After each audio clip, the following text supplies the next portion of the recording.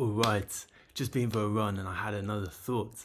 So before I've even got in the shower, I'm straight on this new tip that I have. Why does weed slow us down? Okay, it sounds pretty stupid when I say it like that, but if you're trying to really progress and be productive in every single day that you're doing, there's this sort of knock-on effect that weed does where I'll start with how the source of it happens and then how it continues on to the next going days and then turns into a habitual sort of dampening of our maximum capability. What happens when we have a joint is that it takes up some of our time. So your work is being decreased because you're trying to fit in all this work so that in the evening you have time to have a joint and do whatever you want to do after that. So this is what happens where we sort of make that time for a joint in the evening and then we've sort of lost that evening time.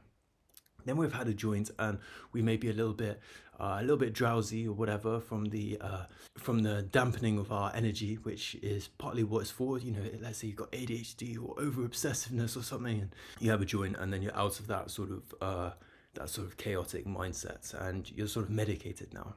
The next day, you're then in this sort of mode, you're in this habit because you've gotten used to this sort of dampened, less energetic spirit that you now have, which still is, you know, human. It still gives off lots of love and greatness. I mean, there's a reason that someone like me has been able to deal with it for 10 years is because my relationships with the people I care about are going fine, they're going well. But this is what happens is where you get used to this sort of lesser energy. So what happens is that you've now got this daytime effect where you're getting however much you can done throughout the day, but then in the evening you've got this block off and then it sort of lays on to the next day, and then you've got this continuation effect where you've got the same thing happening again and again. And what you could be doing in the evening, let's say you could be reading or doing something which you don't want to necessarily do in the daytime when you're doing harder work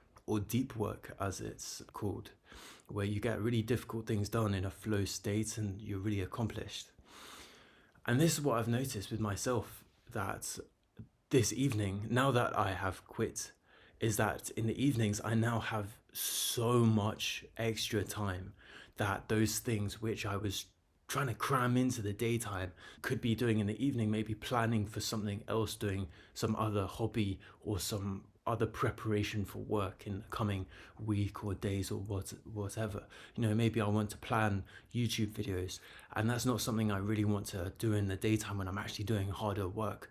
That's something which is more of a hobby. This is a hobby and it's something which I want to eventually put into a job where I can help other people with their psychology when it comes to quitting weed or even just anything with their daily routines and just sort of being happy and making sure that they're putting depression aside and actually attacking something worthwhile, something purposeful that they can then say, you know, leave a legacy for their children or whatever. And I've got nothing against weed at all, man. I've been smoking it every day for 10 years and just quit yesterday. So it's not something which I've still got a love affair that is still, I'm still needing some time away to actually have a clarity on my addiction and what it's like from a further distance. But no, we're moving forward with clarity on how good it is to not be high, how good it was to be high, and just how I and we can help people